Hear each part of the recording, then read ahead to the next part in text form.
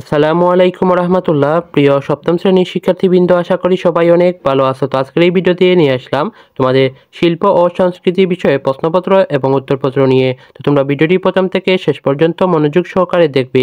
So video শুরু করার আগে আরেকটি কথা, যারা এখনো চ্যানেলটিকে সাবস্ক্রাইব করোনি তোমরা দ্রুত সাবস্ক্রাইব করে নাও, এবং যারা ফেসবুক থেকে দেখতে আসো তোমরা ফেসবুক পেজটিকে ফলো দিয়ে রাখবে। তোমাদের 2025 সালে যেই বইগুলো দেওয়া হবে সেই বইয়ের প্রতিটি বিষয়ের ওপর, প্রতিটি অধ্যায়ের উপর আমাদের ইউটিউব চ্যানেলে এবং ফেসবুক পেজে ভিডিও আপলোড করা হবে। তো তোমরা চ্যানেলটিকে অবশ্যই সাবস্ক্রাইব করে রাখবে। যারা ফেসবুক থেকে দেখতে আসো তোমরা ফেসবুক পেজটিকে ফলো দিলে এই ভিডিওগুলো পেয়ে যাবে।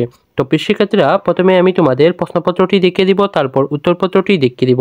তো এখানে তোমাদের ক বিভাগে থাকবে 1 নম্বরে এক কথা উত্তর দাও। তো এখানে তোমাদের 15টি প্রশ্ন দেওয়া হবে, প্রতিটি প্রশ্নের জন্য 1 মার্ক করে থাকবে। তো 1 নম্বর প্রশ্নে বলেছি, কি না জানলেও আমরা কেমন করে জেনে বুঝে ফেলি। তারপর খ নম্বর প্রশ্নে বলেছে, শিল্পী কামরুল হাসান মূলত কয়টি পোস্টার করেছিলেন। তারপর গ নম্বর প্রশ্নে বলেছে, বাংলাদেশের জাতীয় প্রতীকের কেন্দ্রে কি রয়েছে। তো এইভাবে এখানে তোমাদের 15টি প্রশ্ন দেওয়া আছে, তোমরা এগুলো পড়ে নিও। আমি যদি প্রতিটি প্রশ্ন পড়ি তাহলে ভিডিওটি অনেক লং হয়ে যাবে। তো তারপর হচ্ছে 2 সংক্ষিপ্ত প্রশ্নের উত্তর। তো এখানে তোমাদের 5টি প্রশ্ন দেওয়া থাকবে, 5টি থেকে তোমাদের যে কোনো 4টি প্রশ্নের উত্তর করতে হবে এবং প্রতিটি প্রশ্নের জন্য 5 মার্ক করে থাকবে। তো এই যেখানে ক নম্বর প্রশ্নে বলেছে, পটুয়া নামে কোন শিল্পীকে ডাকা হয়, কেন তাকে পটুয়া নামে ডাকা হয়। ক নম্বর প্রশ্নে বলেছে, নকশা বলতে কি বুঝো। গ নম্বর প্রশ্নে বলেছে, তাঁত শিল্প সম্পর্কে সংক্ষেপে বর্ণনা দাও। ঘ নম্বর প্রশ্নে বলেছে, বাংলাদেশের মৃৎশিল্প সম্পর্কে সংক্ষেপে বর্ণনা করো। তারপর 1 নম্বর প্রশ্নে বলেছে, রিসাইক্লিং বলতে কি বোঝায়। তো প্রিয় শিক্ষার্থীরা, এগুলো তোমরা পড়ে নিও, আমি কিছুক্ষণ পরে এর উত্তরপত্রটি দেখিয়ে দিব। তারপর হচ্ছে 3 নম্বরে থাকবে ছবি দেখে লিখো। তো এখানে তোমাদের এই যে এটি 10 মার্ক থাকবে। এখানে তোমাদের একটি ছবি অর্থাৎ চিত্র দেওয়া হবে। এই ছবিটি বা চিত্র দেখে তোমরা কি করবে, যে উপরে ছবি দেখে যা মনে হচ্ছে নিজের ভাষায় লিখো। অর্থাৎ তোমার এই যে ছবিটি দেখে কি মনে হচ্ছে সেটি লিখতে বলা হয়েছে। তারপর 4 নম্বরেও থাকবে রচনামূলক প্রশ্নের উত্তর।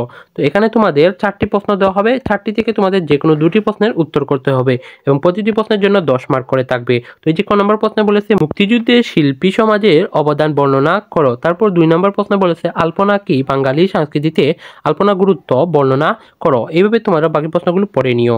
তারপর হচ্ছে তোমাদের খ বিভাগে থাকবে ব্যবহারিক অংশ। এই যে তোমরা দেখতে পাচ্ছ ব্যবহারিক অংশ মোট হচ্ছে 35 নম্বরে। তো 1 নম্বরে তোমাদের বলছে যে বন্ধু খাতা প্রদর্শন করতে হবে, এটি 15 মার্ক থাকবে। তারপর 2 নম্বর বলছে যে কোনো একটি কার্যক্রম করে দেখাও।